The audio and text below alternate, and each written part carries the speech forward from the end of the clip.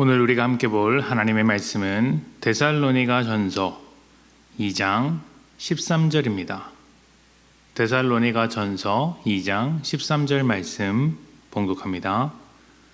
이러므로 우리가 하나님께 끊임없이 감사함은 너희가 우리에게 들은 바 하나님의 말씀을 받을 때에 사람의 말로 받지 아니하고 하나님의 말씀으로 받음이니 진실로 그러하도다.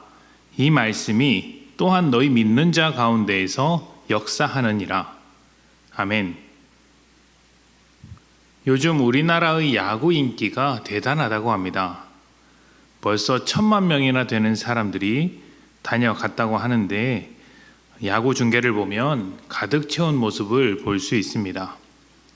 저도 좋아하는 팀이 있기는 있는데 언젠가는 한번 가족들과 야구장에 다녀오면 좋겠다라는 생각을 해봅니다. 야구에서 가장 중요한 포지션은 투수라고 합니다. 투수가 공을 던지는 순간 플레이가 시작되기도 하고 또 어떤 공을 던지냐에 따라서 경기의 흐름이 달라지기도 합니다.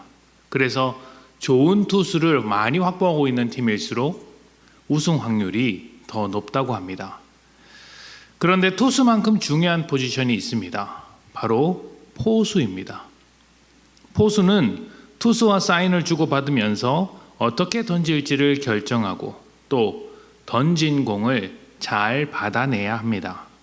만약 포수가 불안해서 공을 놓치게 되면 투수도 덩달아 불안해지고 경기의 흐름 자체도 완전히 뒤바뀌어서 안 좋게 흘러갑니다. 던지는 것만큼 받는 것도 중요하다는 것이죠.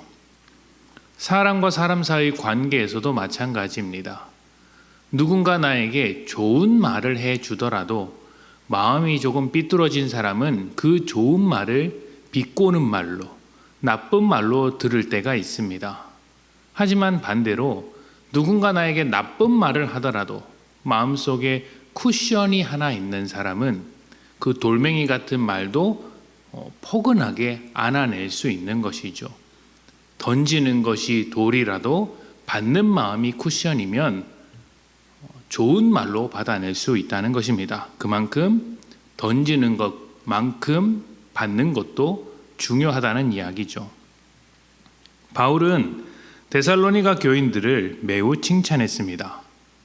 예수를 믿은 지 얼마 되지 않았음에도 불구하고 어려운 상황에서 믿음을 잘 지키며 다른 이들에게 본이 되는 모습들이 얼마나 예뻐 보였겠습니까?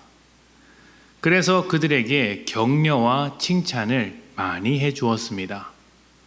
그렇다면 이렇게 데살로니가 교인들은 믿음을 시작한 지 얼마 되지도 않았음에도 불구하고 다른 교회 성도들에게 본이 되는 삶을 살 수 있었을까요?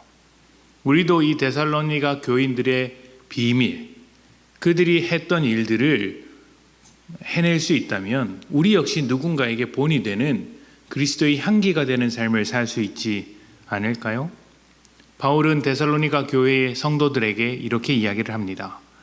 우리가 하나님의 말씀을 전했을 때 너희는 데살로니가 성도 여러분들은 사람의 말, 사람의 가르침으로 듣지 않고 하나님의 말씀으로 받았다.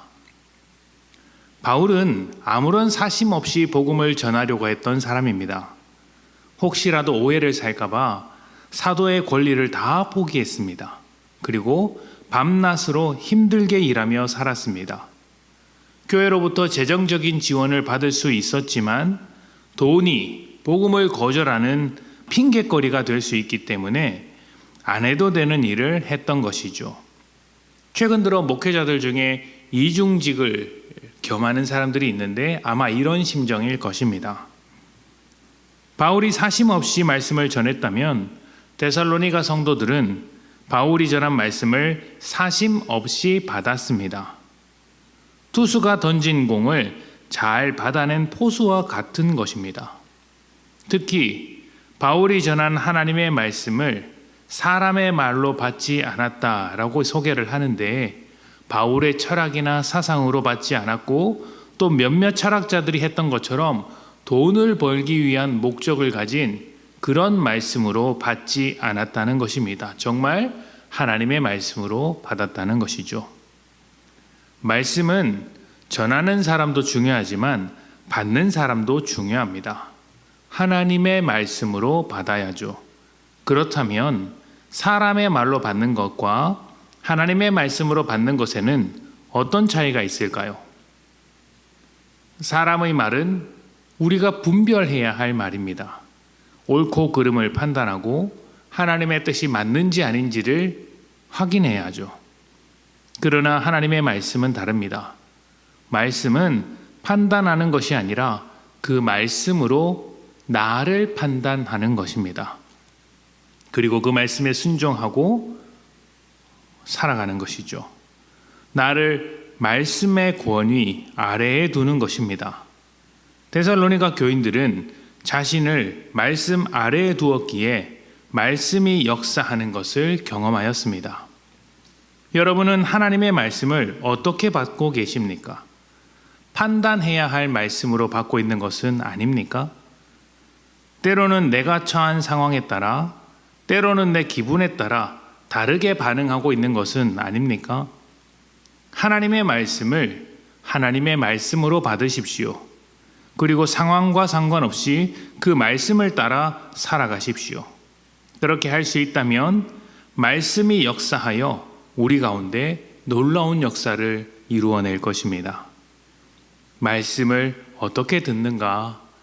말씀을 듣는 태도, 하나님의 말씀을 하나님의 말씀으로 받는 자만이 그 말씀의 능력을 경험한다는 사실, 다시 한번 기억하면서 하나님의 말씀대로 살아가시기를 축복합니다. 함께 기도합시다.